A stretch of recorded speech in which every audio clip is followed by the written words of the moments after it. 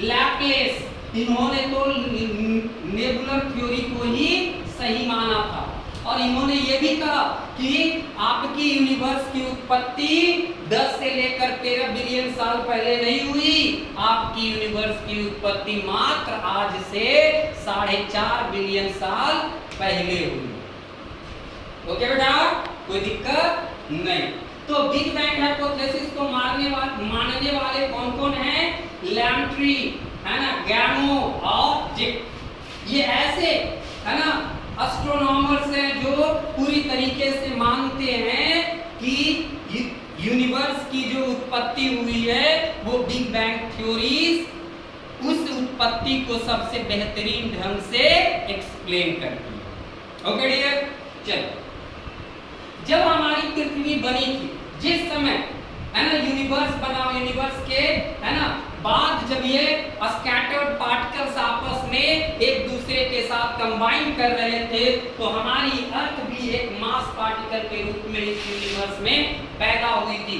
जब आपकी अर्ली अर्थ बना था आज से लगभग 4.5 बिलियन साल पहले, तो उस समय यहाँ का तापमान था, आपकी अर्थ सरफेस का तापमान था 5000 से लेके 6000 डिग्री सेल्सियस तक। आपको पता है ना 1500 डिग्री सेल्सियस पे लोहा पिघल जाता है। और सोचो कि उस समय पूरी की पूरी पृथ्वी की तापमान कितनी थी? 5000 से लेके 6000 डिग्री सेल्सियस। यानी कि अगर उस समय के अर्थ की कल्पना अगर करें तो ये सिर्फ मैग्मा और लावा का एक पिंड था, एक आग का गुब्बारा रहा होगा, है ना। धीरे धीरे समय बीतता गया, है ना, हमारी जो एटमॉस्फेयर है वो डेवलप होती चली गई, क्योंकि उस समय जो मैग्मा था, जो लावा था, जो पिघले हुए रॉक्स थे, मोल्टेन सरफेस था, उससे गैसेस निकल रही थी, जैसे कार्बन डाइऑक्साइड, अमोनिया, मीथेन, है ना, हाइड्रोजन।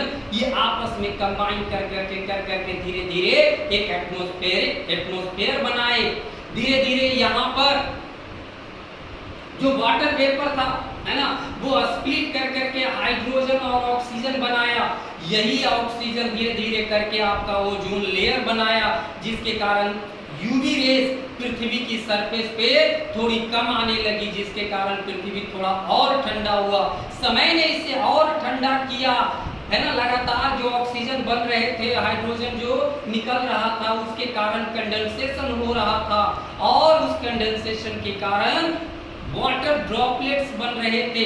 ये बारिश, है ना, लाखों करोड़ों साल तक यूं होती रही और धीरे धीरे समय के साथ पृथ्वी की ऊपरी सतह ठंडी होती चली गई और एक समय ऐसा आया कि पृथ्वी की ऊपरी सतह इतनी ठंडी हो गई थी कि जब बारिश होती थी तो बारिश की बूंदें पृथ्वी के सरफेस तक पहुंचने लगी।